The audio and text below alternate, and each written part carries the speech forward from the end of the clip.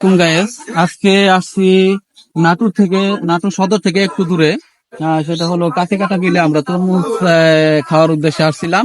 তো এখানে দেখেন জমিতে কি পরিমাণে তরমুজ ধরছে দেখেন।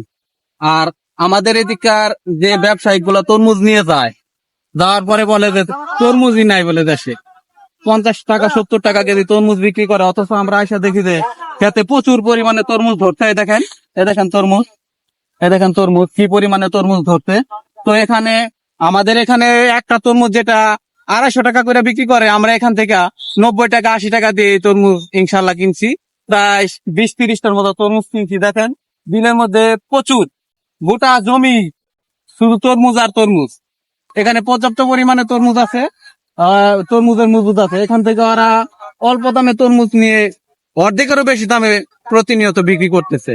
তো ইনশাল্লাহ আপনারাও আসবেন, এখানে যদি আসেন তাহলে সস্তায় তরমুজ খেতে পারবেন। সবাইকে আমন্ত্রিত, ধন্যবাদ।